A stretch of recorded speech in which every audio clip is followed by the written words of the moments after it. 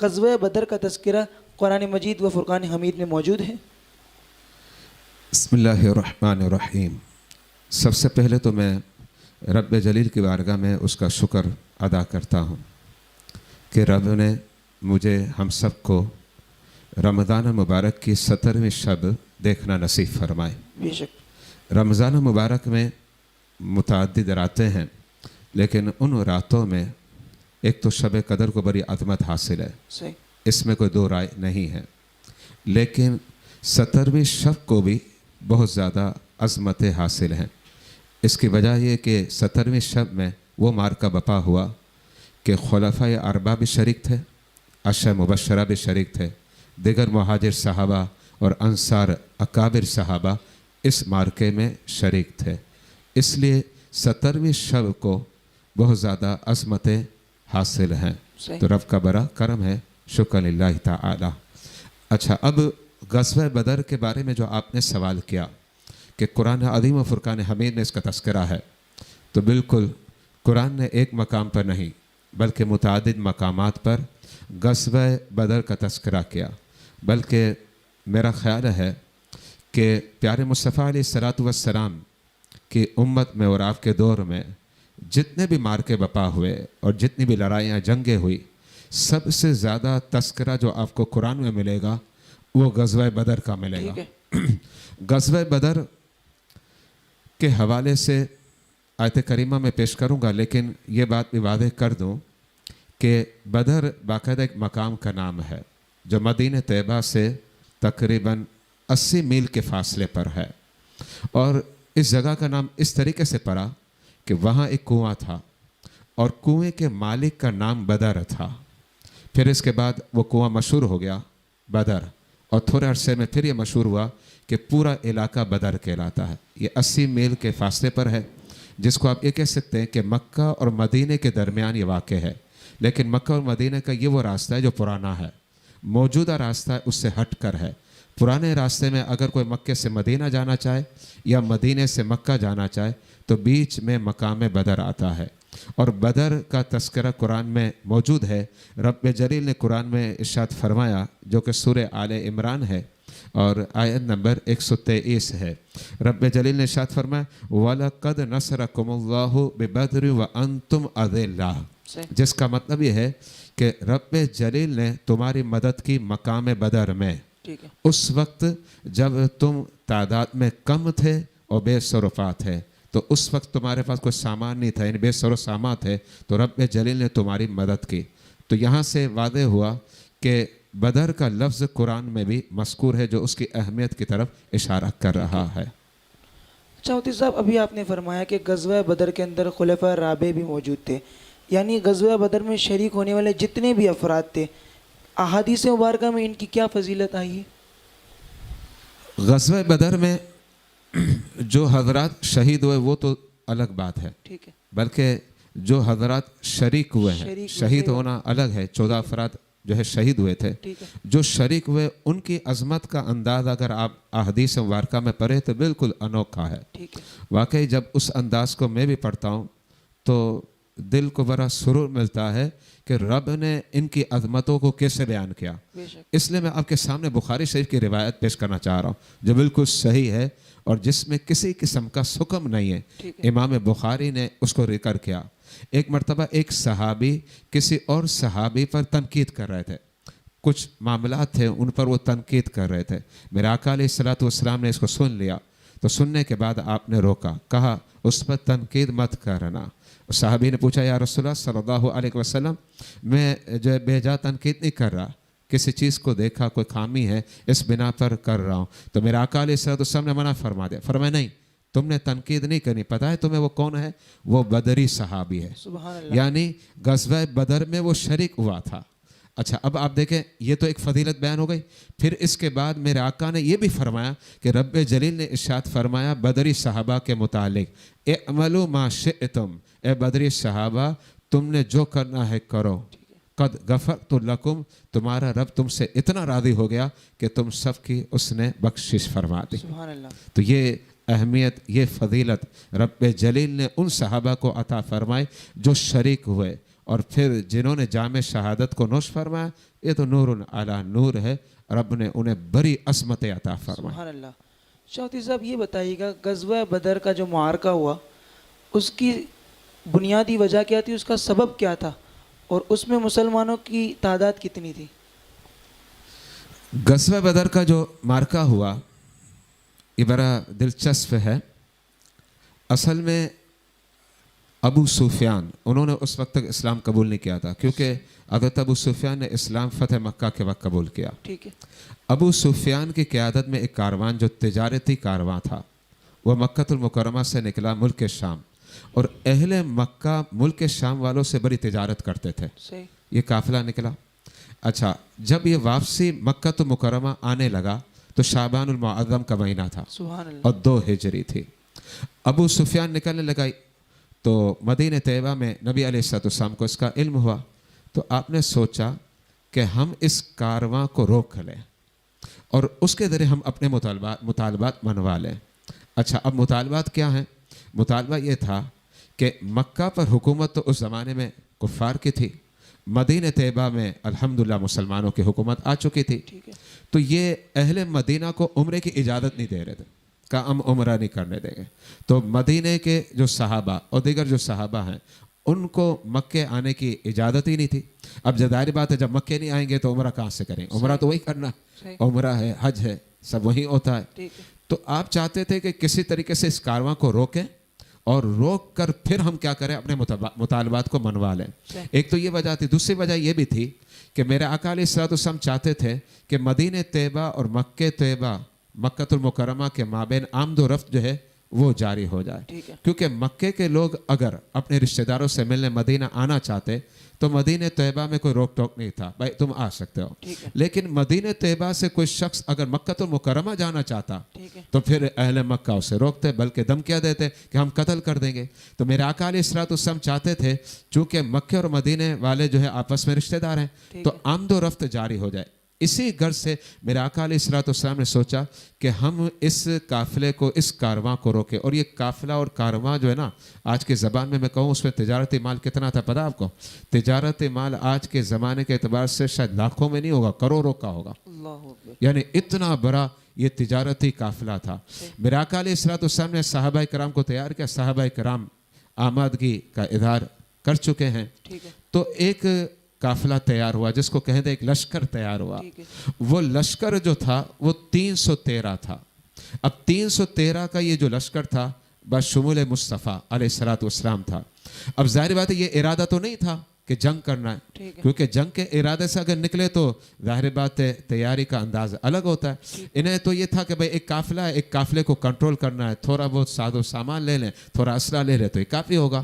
تو مسلمانوں کے پاس جو ہے نا کتابوں میں لکھا ہوا ہے کہ صرف 3 گھوڑے, 70 اونٹ, 6 زرہ اور 8 تلواریں تھیں.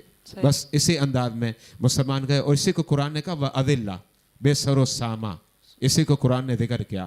تو اب یہ صحابہ کرام نکلنے کا ارادہ کرتے ہیں. رمضان المبارک کا مہینہ ہے اور تاریخ تھی 12 رمضان المبارک میں ان کا ارادہ تھا کہ مدینہ طیبہ سے نکلے. 12 تاریخ کو جب یہ نکلے تو یہ خبر ابو سفیان کو پہنچ گئی. جب یہ خبر ابو سفیان کو پہنچی تو ابو سفیان نے اپنی مدد کے لیے اہل مکہ کو خبردار کیا. وہاں ایک لشکر تیار ہو گیا جنگ کے لیے مکہ المکرمہ میں, اور وہ ابو جہل کی قیادت میں ہوا.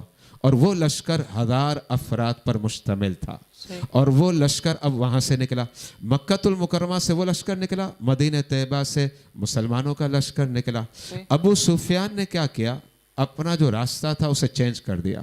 راستہ جب چینج کیا اور اسے تسلی ہو گئی کہ اب ہمارا کوئی بگاڑ نہیں سکتا, ابو سفیان نے خبر دے دی ابو جہل کو کہ اب تم واپس لوٹ جاؤ, اب تمہاری ضرورت نہیں, کیونکہ ہم بخیر عافیت ہیں, انشاءاللہ ہم مکہ المکرمہ پہنچ جائیں گے اور ہمارا کوئی نقصان نہیں پہنچا سکتا. لیکن ابو جہل جو ہے ضد پر آ گیا, کہا نہیں اب ہم مسلمانوں سے لڑیں گے اور مقابلہ ہوگا, اور اب ہم پہنچیں گے مقام بدر. جیسا کہ میں نے پہلے آپ کو بتایا مقام بدر جو ہے مکہ اور مدینہ کے بیچ میں ہے. جس سے مکے سے مدینہ جانا ہے راستے میں مقام بدر آتا ہے, جس سے مکے سے مدینہ جانا ہے تو راستے میں مقام بدر آتا ہے. ابو جہل نے اپنے لشکر کو تیار کیا اور مقام بدر وہ پہنچے. میرے آقا علیہ الصلوۃ والسلام کو اس کا علم ہوا تو میرے آقا علیہ الصلوۃ والسلام نے اب صحابہ کرام سے مشورہ کیا کہ کیا کیا جائے، ہم جنگ کریں یا واپس مدینہ طیبہ لوٹ جائیں۔ میرے آقا علیہ الصلوۃ والسلام نے اپنے خیالات کا اظہار کیا کہ میرا تو موڈ اور میرا ارادہ یہ ہے کہ ہم جنگ کریں، پیچھے نہ پلٹیں، کیونکہ اگر پیچھے پلٹیں گے تو لوگ کہیں گے دیکھو مسلمان بزدل ہے۔ میرے آقا علیہ الصلوۃ والسلام کے علم میں یہ بات ہے، اگرچہ ہم جنگی تیاری کے ساتھ نہیں آئے لیکن بتانا چاہتے تھے کہ الحمدللہ مسلمان جو ہے نا ان کا تکیہ ساد و سامان پر نہیں ہوتا، رب جلیل کی ذات پر ہوا کرتا ہے۔ میرے آقا علیہ الصلوۃ والسلام نے جب صحابہ کرام سے مشورہ کیا تو صحابہ کرام نے اپنے جذبات کا اظہار کیا، اور وہ جذبات کیا؟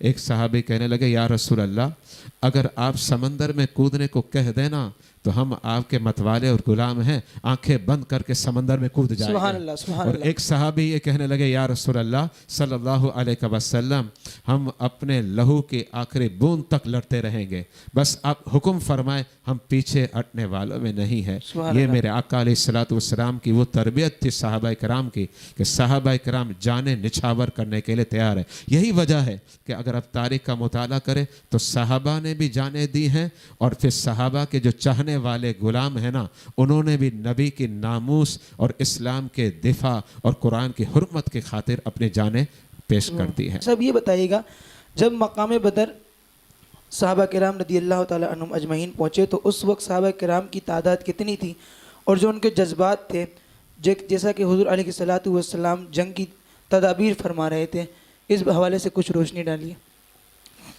بسم اللہ الرحمن الرحیم۔ غزوہ بدر کے حوالے سے کچھ باتیں تو آپ نے پہلے سماعت فرما لی جی، اور ہمارے ناظرین و سامعین نے الحمدللہ دیکھا اور سن لیا۔ مزید اب آگے جو آپ نے سوال کیا میں اس کا جواب بھی دینے لگا ہوں۔ ٹھیک ہے۔ غزوہ بدر میں جو مقام بدر ہے، جب صحابہ کرام وہاں پہنچے تو اب تعداد میں تھوڑا فرق آ گیا۔ مدینہ طیبہ میں جب اکٹھا ہوئے تھے وہ 313 تھے سب ملا کر، یہ میں نے پہلے پیش کیا۔ ٹھیک ہے۔ جب مقام بدر پہنچے تو اب تعداد ہو گئی 306۔ سبحان اللہ۔ اب آپ کے ذہنوں میں سوال ہے کہ 7 کہاں گئے صحابہ؟ تو 7 افراد جو تھے یہ اللہ کے حبیب علیہ السلام نے ان کے مختلف ڈیوٹیاں لگائی دی۔ اب ظاہر بات ہے جن کی جو ڈیوٹیاں لگائی جائے گی وہ وہی کام کرے گا، اور وہ اسی طریقے سے کہا جائے گا گویا وہ غزوہ میں شریک ہے۔ یہی وجہ ہے کہ بعد میں جو مال غنیمت آیا جو مجاہدین کے بیچ تقسیم ہوتا ہے تو ان 7 افراد کو نبی علیہ السلام نے تقسیم فرمایا۔ تو اس اعتبار سے ہم کہتے ہیں 313، ورنہ مارکہ بدر میں اصل جو تعداد تھی وہ 306 افراد کی تھی۔ اچھا، اب رمضان مبارک کا مہینہ ہے، 2 ہجری ہے اور تاریخ ہے 16، ٹھیک ہے، 16 رمضان، اور دن تھا جمعرات کا۔ میرے آقا علیہ الصلوۃ والسلام نے صحابہ کرام کے ساتھ اب مقام بدر کا سروے کیا، لیکن ایک بات ذہن میں رکھیے گا کہ چونکہ کفار پہلے مقام بدر پہنچ چکے تھے تو انہوں نے ایسی جگہ کا انتخاب کیا کہ جو جگہ جنگی حوالے سے زیادہ مفید ہے۔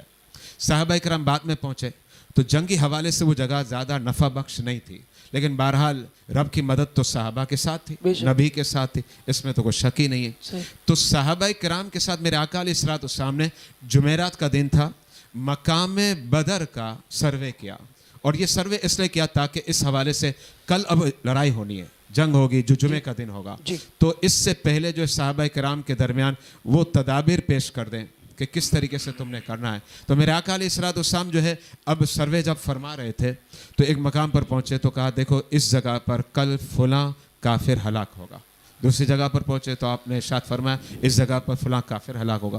اس طریقے سے متعدد مقامات کی نشاندہی فرما دی کہ فلاں فلاں جگہ پر کل جو ہے یہ فلاں کافر، نام بھی بتایا کہ فلاں کافر جو ہے مارا جائے گا، ہلاک ہو جائے گا، اس کا تذکرہ میرے آقا علیہ السلام نے ارشاد فرما دیا۔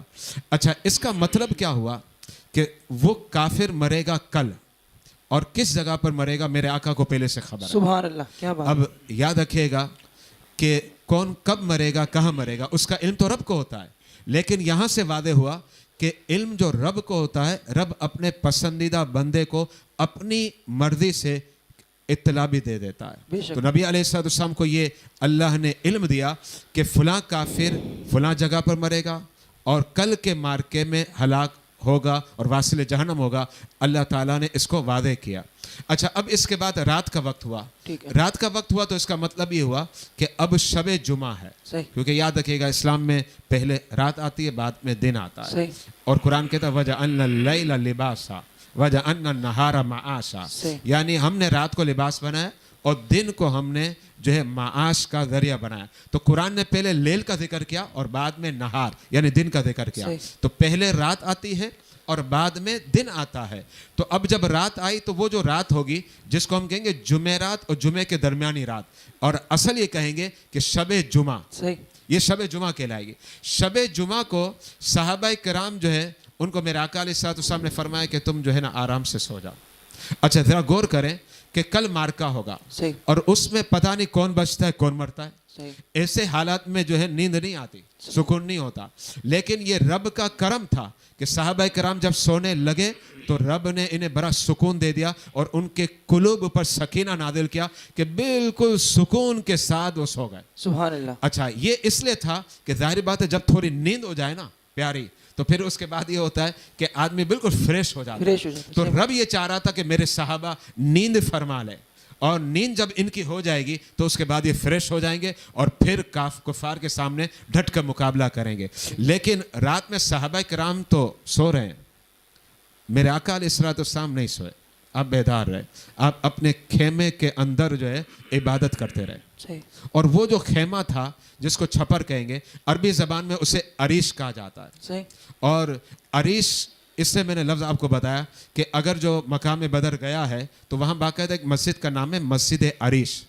اب یہ جو مسجد کا نام ہے نا مسجد عریش، یہ وہی مقام ہے جہاں میرے آقا علیہ السلام کا چھپر اور شیڈ لگایا تھا، سائبان لگایا تھا۔ میرے آقا علیہ السلام اپنے سائبان کے اندر رات بھر عبادت کرتے رہے، کبھی سجدوں میں، کبھی رکوع میں، کبھی رب کی بارگاہ میں رو رہے ہیں اور بار بار التجا کرتے مولا مسلمانوں کو فتح دینا، ہم کو فتح دینا، یہ تیرے نام لیوا ہیں اور تیرے توحید کے علم بردار ہیں، مولا ان کی تو حفاظت کر۔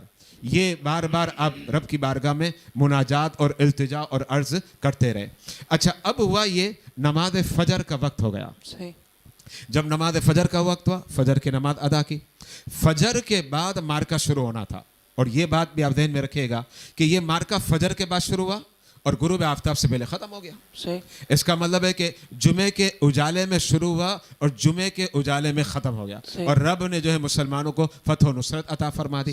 میرے آقا علیہ السلام نماز فجر کی امامت فرمائی، نماز فجر کے بعد پھر آپ نے بتایا کہ اس طریقے سے کرنا ہے۔ اس کا مطلب ہے کہ اس جنگ کے عظیم سپہ سالار اور کمانڈر جو تھے نبی آخر الزمان علیہ السلام کی ذات بابرکت تھی۔ اب میدان لگ گیا جنگ کا، اور اس زمانے میں کیا ہوتا، اس زمانے میں جب جنگیں ہوتی تو اس طریقے سے ہوتا ہے کہ ایک جو ہے ایک سمجھے کہ ایک لشکر کی طرف سے ہوتا ہے، دوسری لشکر کی طرف سے ہوتا ہے، اور آمنے سامنے لڑائی ہوتی۔ ابتدا عام طور پر ایک ایک سے ہوتی ہے، پھر تین تین چار چار پانچ بار آمنے سامنے آتے، پھر باقاعدہ صفیں بنی ہوئی ہوتی ہے اور آمنے سامنے، پھر ایک وقت ایسا آتا ہے کہ جنگ جو ہے گمسان کی جنگ ہو جاتی ہے، یعنی اب جو ہے نا یہ صفیں وغیرہ ختم، بس آمنا سامنا مقابلہ ہو رہا ہے۔ تو میرے آقا علیہ السلام نے اب ابتدا کی، کفار نے جب جنگ کی ابتدا کی تو کفار کی جانب سے ایک شخص آیا اور میرے آقا علیہ السلام نے میدان بدر میں اور میدان جہاد میں ایک عظیم ہستی کو بھیجا، اور وہ عظیم ہستی کون ہے؟ سید الشہداء حضرت سیدنا امیر حمزہ کی ذات بابرکت۔ سبحان اللہ۔ وہ میدان میں آئے، الحمدللہ وہ جو تلوار تھی نا، وہ تلوار اتنی تیز تھی کہ اس کافر کو ہلاک کر دیا اور وہ واصل جہنم ہو گیا۔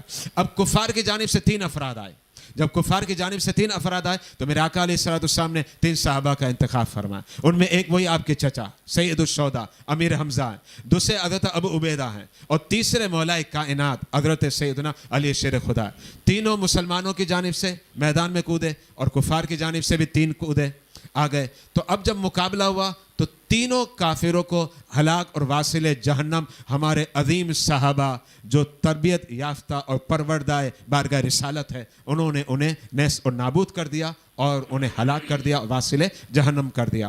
اس کے بعد یہ معاملہ بڑھتا گیا، صف بھی ہو گئی، دونوں طرف سے صفیں ہوئیں، مقابلہ چلا، پھر گمسان کی جنگ چلی، اور اس طریقے سے جنگ چلتی رہی۔ الحمدللہ رب نے مسلمانوں پر یہ کرم کیا کہ مسلمان یہ جنگ جیت گئے، اور 70 کفار اس مارکے میں इस गज़वे में मारे गए, हलाक हुए और वासिल जहन्नम हो गए, और 70 गिरफ्तार हुए। और मुसलमानों ने भी जाम शहादत नोश फरमाया, वो टोटल 14 हैं।